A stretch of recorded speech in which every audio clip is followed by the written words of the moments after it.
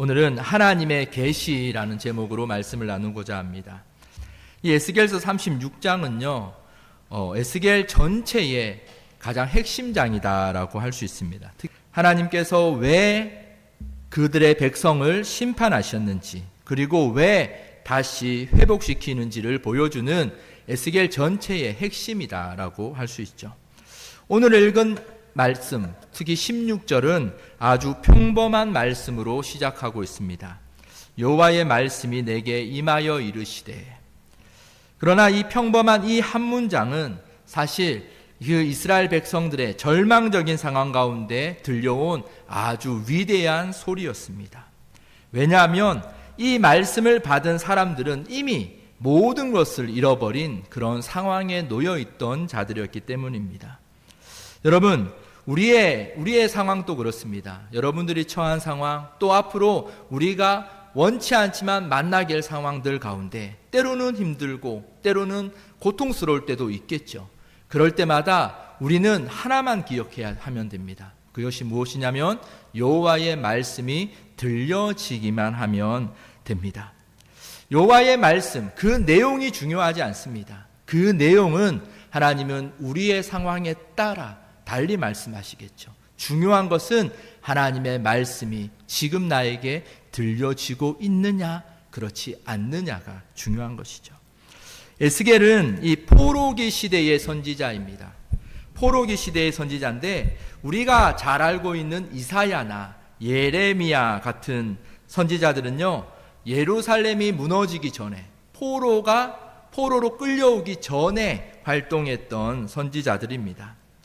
그러나 이 에스겔은요, 이미 이 나라가 망한 뒤에 예루살렘 성이 무너지고 바벨론으로 포로 가운데 끌려간 후에 활동했던 자죠. 예루살렘 성은 이미 불타버렸고 성전도 무너져 버렸습니다. 이제 왕도 없습니다. 이스라엘은 성전 중심으로 신앙생활을 했던 자들이에요. 그런데 그들에게 성전이 무너져 버렸다라는 것은 이제 모든 것을 잃어버린, 모든 것이 끝났다는 절망의 상황이죠. 인간적으로 보면요, 이들에게 모든 것은 끝나버렸습니다. 그런데 우리가 조금 더 살펴볼 것은 이렇게 되기까지, 이들이 이 포로가 되기까지 전까지 이스라엘에는 두 부류의 목소리가 있었다라는 겁니다. 첫 번째 부류는요, 거짓 선지자들이었습니다. 그들은 주로 이렇게 말했습니다. 괜찮아. 조금만 고치면 돼. 우리가 조금만 바뀌면 괜찮아져. 지금은 이렇지만 곧 평안해질 거야 라는 메시지를 많이 했죠. 하나님은 우리를 버리시지 않아 라는 이런 메시지를 많이 했던 선지자들이었습니다. 그 당시에 이런 선지자들이 그 이스라엘 사회의 주류의 선지자들이기도 했습니다. 그리고 이런 메시지를 백성들은 참으로 좋아했죠. 반면에 하나님의 참 선지자들이 있었습니다. 그들은 전혀 다른 말을 했습니다. 이사야도 예레미야도 스바냐도 그 당시에 활동했던 하나님의 참 선지자들은 한결같이 외쳤습니다. 회개해야 된다. 근본부터 하나님께로 돌아와야 된다. 그렇지 않으면 심판이 올 것이다. 이들은 이스라엘의 신앙 공동체에 근본적인 개혁이 필요하다라고 선포했던 자들입니다. 그리고 그들은 어떤 처지를 당했습니까? 우리는 지금 예레미야, 이사야를 아주 높이 평가하고 위대한 선지자다 하지만 그들이 그렇게 활동했던 시대에 그들은 백성들로부터 조롱을 받고 무시를 당하고 감옥에 갇히고 하는 그런 비참함을 겪었던 선지자들이었죠. 이 거짓 선지자들은 현실에 대해서 낙관적이었습니다.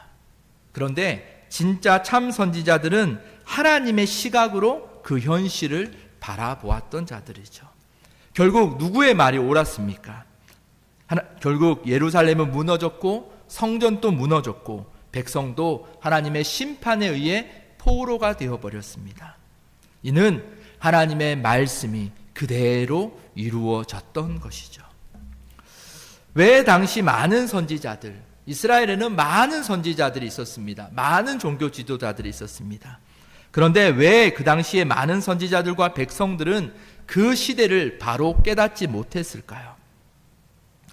거짓 선지자들은 참 선지자들과 달리 그 시대를 다르게 해석했을까요? 그렇지 않습니다. 그들도, 거짓 선지자들도 그 당시에 이스라엘 백성들의 죄와 타락을 알았습니다. 그러나 그들은 그 시대를 다르게 해석한 것이 아니라 하나님의 말씀을 다르게 해석한 것이에요. 하나님은 말씀들을 통하여 그 타락한 시대의 회개를 촉구하셨지만 그 많은 선지자들은 똑같은 타락한 그 시대를 살아가면서도 낙관적인 마음으로 우리는 괜찮을 거야. 조금만 바뀌면 돼. 우리가 잘못한 건 맞지만 하나님은 우리를 다 용서하실 거야. 이런 낙관적인 마음으로 하나님의 말씀을 다르게 판단했기 때문이에요. 이들은 자신의 관점으로, 자신들의 생각으로 하나님의 말씀을 보지만 자기들의 관점으로 사람들의 눈치를 보며 그들이 좋아하는 메시지를 내고자 하였기에 그 올바른 메시지를 내지 못했고, 그 결과는 백성들은 하나님의 말씀을 듣지 못하는 결과로 이어지게 되는 것입니다. 여러분, 인간은요, 우리의 상황을 제대로 인식하지 못합니다.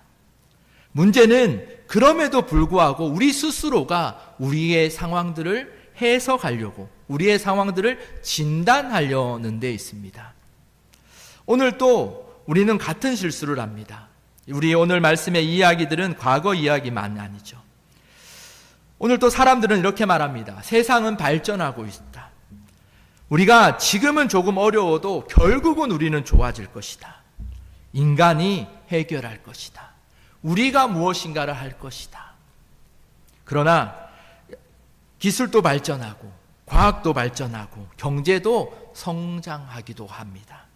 심지어 신학마저도 발전합니다. 그러나 이상한 것은 이 시대가, 또 우리의 죄들은 더욱더 깊어진다라는 겁니다. 그렇게 발전과 낙관적인 것들을 우리는 원하지만 오늘날 현실은 가정들이 무너지고 있고, 교회는 약해지고 있고, 진리는 희미해지고 있고, 죄를 죄라고 얘기하지 못하는 시대가 되어버렸죠. 그런데도 지금 많은 사람들은 괜찮아, 걱정하지 마, 잘 될 거야 라는 이런 메시지를 원하고, 또 그런 메시지를 듣는 것을 좋아하는 시대죠. 인간은 언제나 자신의 상태를 잘못 판단합니다. 저와 여러분, 우리가 우스갯소리로 이런 말을 하잖아요. 우리 스스로를 과대평가하지 말자라고 말하잖아요. 인간은 항상 우리 상태를 잘못 진단한다라는 거예요. 이것이 가장 큰 문제입니다. 병이 이렇게 깊었는데도 우리는 감기 정도로 생각해 버립니다. 암이 생겼는데도 몸살 정도로 생각해 버립니다. 그래서 치료받지 않아요. 이것은 영적인 우리의 모습도 그렇다라는 거예요.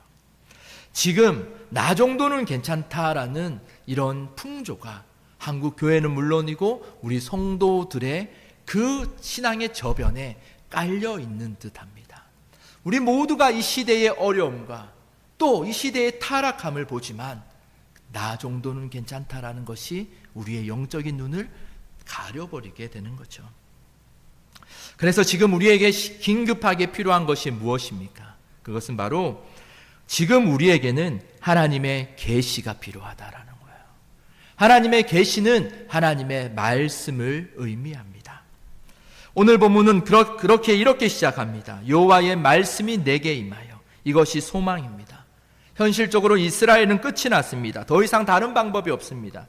그런데 하나님께서는 말씀하십니다.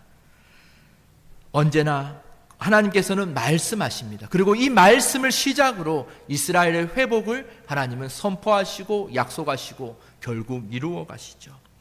여러분, 우리가 기억해야 될 것은 언제나 구원은 우리 인간에게서 시작되지 않습니다. 하나님이 먼저 말씀하시고, 하나님이 먼저 찾아오시고, 하나님께서 먼저 계시하시고, 성경에서 나타나는 모든 부흥은 하나님의 말씀이 다시 들려질 때에 이루어짐을 우리는 볼 수 있죠. 사무엘의 시대도 그랬습니다. 요시야의 시대도 그랬고, 역사적으로 우리 종교개혁 시대도 그랬고, 우리나라에 복음이 들어온 계기가 된 웨일즈 부흥 시대도 그랬습니다. 여러분, 성경과 역사는 말씀이 사라질 때에 교회는 죽어가는 것을 보여주고, 말씀이 다시 회복되고 들려질 때에 교회와 성도들이 다시 살아나는 것을 우리에게 보여줍니다. 오늘 우리에게 필요한 것은 어떠한 새로운 방식의 신앙생활들이 아닙니다. 새로운 전략도 아니라 오늘 우리에게 필요한 것은 하나님의 말씀이고 하나님의 계시입니다. 그런데 오늘 우리는 사실 하나님의 말씀이 아주 풍요한 시대를 살아가고 있습니다. 우리는 성경 통독 프로그램도 많고, 마치 경쟁하듯이 성경을 읽는 일들도 많고, 성경을 심지어 쓰기도 합니다. 그리고 내가 원할 때 내가 원하는 방식의 설교들을 마음껏 들을 수 있는, 어쩌면 오늘날 말씀이 필요하다라는 이 선포가 우리와 상관없는 것처럼 느껴질 만큼 말씀이 우리 가까이 있고 풍요로움 가운데 있다라고 생각합니다. 그런데 이런 말씀의 풍요 가운데서도 우리 모두가 우리 스스로를 고백하기에 우리는 뭔가 잘못되어 가고 있음을 고백하게 되죠. 왜 그럴까요? 이 말씀이 예전에는 능력이 있었지만 지금은 이 말씀이 힘을 잃어버린 것일까요? 그렇지 않습니다. 하나님의 말씀은 언제나 동일합니다. 그런데 이것의 문제는 우리는 그 예레미야 시대, 그 이사야 시대의 선지자들처럼 그 말씀을 우리의 주관대로, 우리가 원하는 방식대로 그 말씀을 듣고 받아들이는 것에 익숙하기 때문입니다. 하나님의 말씀을 읽는 여러 가지 방법과 기술과 여러 가지 학문적인 것들은 발전했습니다. 그러나 우리에게 빠진 것은 바로 믿음으로 말씀을 읽는 그 믿음이 빠졌다라는 거예요. 그래서 우리의 초대 교부였던 어거스틴은 그의 제자가 이렇게 물었습니다. 선생님, 랍비요, 누가 어떻게 성경을 읽는 것이 가장 좋습니까? 성경을 읽을 때 가장 필요한 것이 무엇입니까? 라고 물었을 때 그 위대한 지성이었던 어거스틴은 그 제자에게 성경을 읽는 데는 단 하나만 필요할 뿐이다 라고 말하며 그것은 믿음뿐이다 라고 말해요. 여러분, 성경을 읽을 때에, 말씀을 들을 때에 우리 마음에 믿음이 있기를 원합니다. 말씀을 통하여 우리 믿음이 자람과 동시에 우리는 이 믿음으로 하나님의 말씀을 읽고 듣고 하는 그 순수한 신앙이 우리 가운데 회복되어져야 합니다. 그럴 때에 우리에게 참된 그 말씀이, 하나님의 계시가 우리 가운데 들려지기 시작할 겁니다.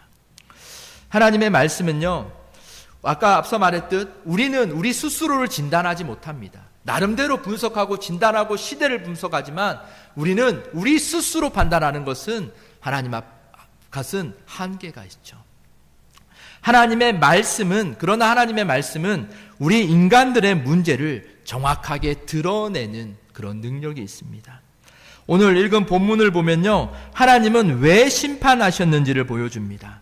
이스라엘 족속이 자기 땅에 거주할 때에 그들의 행위대로 그 땅을 더럽혔다라고 말해요. 하나님은 정치 때문에 그들을 심판하지 않았다라고 말합니다. 경제 때문에, 환경 때문에 하지 않았습니다. 하나님이 그 시대를 심판하신 이유는 죄 때문이다라고 그렇게 말씀하십니다. 인간은 환경 탓을 합니다. 우리는 환경 탓을 하기 좋아요. 이것 때문에, 저것 때문에, 누구 때문에. 그러나 하나님은 언제나 죄를 말씀하십니다. 이 차이가 바로 하나님의 계시냐 아니냐의 차이가 되죠. 성경은 언제나 문제의 근본적인 원인을 보여줍니다. 성경은 죄를 해결하지 않고는 아무것도 해결되지 않는다라고 말합니다. 하나님의 계시는 우리의 현실을 정확하게 진단합니다. 세상은 문제를 환경에서 찾지만 하나님은 죄에서 찾으십니다.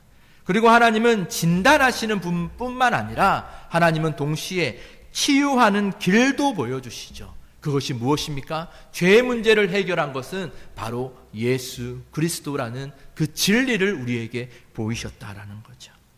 그러므로 교회의 소망도, 우리의 소망도 이 나라와 이 민족, 이 세상의 소망도 하나님의 말씀을 통해 계시된 그 예수 그리스도께만 있습니다. 그렇기에 여러분, 우리는 이 땅에서 그러면 무엇을 하며 살아가야 됩니까? 우리는 하나님의 말씀을 가까이 하며 살아야 돼요. 하나님의 말씀을 가까이 한다라는 것은 예수 그리스도를 가까이 하는 것이기도 합니다. 하나님의 말씀이 육신이 되어 우리 가운데 오신 예수 그리스도, 그분을 가까이 하는 것, 그분에 대해서 말하고 그분이 승천하시면서 우리를 위하여 교회를 세우시고 교회 가운데 허락하신 그 하나님, 예수 그리스도 그 자신인 이 하나님의 말씀을 가까이 하는 것이 우리는 예수를 가까이 하는 것입니다. 혹시 성경을 읽어도 잘 이해가 되지 않습니까? 괜찮습니다. 이해되지 않는다고 해서 말씀을 떠나서는 안 됩니다. 오히려 우리는 더 이해되지 않기 때문에 말씀을 더 가까이 해야 됩니다. 하나님의 말씀은 단순히 지식을 전달하는 책이 아니라 이 말씀 자체가 예수 그리스도이시고 하나님의 능력이라 하셨기에 이 말씀 자체가 우리를 붙드는 그 힘이 된다라는 거예요. 이 말씀이 우리를 붙들고 우리를 변화시킬 수 있습니다. 혼란한 이 세상 가운데 무엇을 기준으로 삼아가야 됩니까? 이 말을 들으면 이것이 옳은 것 같고 저 말을 들으면 저것이 옳은 것 같고, 오늘날 신앙 또한 이 교회에서는 이것을 이야기하고 저 교회에서는 저것을 이야기하고 도대체 어디에 기준을 둬야 될지 모르는 이 시대 가운데 여러분, 하나님의 말씀에 여러분들의 기준이 삶아지기를 원합니다. 반대로 말하면요, 하나님의 말씀을 소홀하기 시작하면요, 우리는 어느새 우리의 신앙의 방향을 잃어버립니다. 삶의 기준도 잃어버리게 됩니다. 하나님의 말씀을 소홀히 하게 되면 내가 의식하지 못할 때에 사람의 소리에, 세상의 판단과 가치관에 휩쓸립니다. 그러다 보면 하나님의 뜻이 아닌 내 생각대로 흘러가게 돼요. 이것이 바로 하나님의 말씀을 소홀히 할 때 우리 모두에게 일어나는 그런 영적인 현상입니다. 사랑하는 여러분, 하나님의 말씀이 들려지길 원하십니까? 우리 모두 하나님의 말씀이 들려지길 원하잖아요. 그렇다면 다른 방법이 없습니다. 하나님의 말씀을 가까이 하십시오. 말씀이 잘 들리지 않는다고 다른 방법을 찾아 기웃거리는 것이 아니라 더욱더 하나님 말씀 앞에 머물기를 힘쓰셔야 합니다. 우리가 기도할 때도 하나님의 말씀과 함께 가야 하는 것이죠. 말씀을 떠난 채 하나님의 음성을 들으려 하는 것은 매우 위험한 것입니다. 과거에 내가 말씀을 얼마나 읽었고 내가 이 말씀을 대충 어느 정도 다 알고 나도 어느 정도 안다라고 하는 것이 아니라 중요한 것은 무엇이냐면 지금 내 삶에 이 말씀을 얼마나 가까이 하고 있냐라는 거예요. 어느 순간 우리는 말씀을 가까이 하는 것을 대체해버리기 시작하죠. 설교를 듣는 것으로, 또 여러 신앙 서적을 읽는 것으로, 옛날에 들었던 것들을 그냥 기억하는 것으로 우리는 대체해버리고 다른 방법을 찾아요. 중요한 것은 이것입니다. 지금 내가 하나님의 말씀을 가까이 하고 있느냐. 이것은 우리 기독교인들의 본질이기 때문이에요. 그렇게 우리는 하나님의 말씀을 가까이 하는 삶을 소홀히 하지 않기를 원합니다.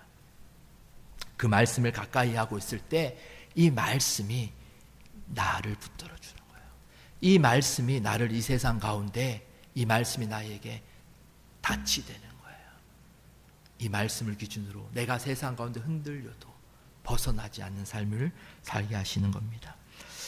여러분, 말씀이 기도의 방향을 잡아주고 기도가 말씀을 삶에 적용하도록 우리를 도와줍니다. 그렇기에 기도와 말씀, 이 삶을 이어가는 저와 여러분들 되기를 원합니다. 그런 삶을 살아간다면 우리의 삶은 그 어느 시대를 살아가도, 우리의 삶이 그 어떤 상황을 만나도 우리의 삶은 하나님 안에서 안전한 삶으로 영위해 가실 겁니다. 그러므로 남은 한 주간 하나님의 말씀을 가까이 하십시오. 날마다 말씀을 읽고 묵상하며 그 말씀 앞에 자신을 세워 가십시오. 그 말씀이 우리의 길을 밝히고 우리의 믿음을 붙들며 우리를 예수 그리스도께로 가까이 하게 하실 것입니다. 그런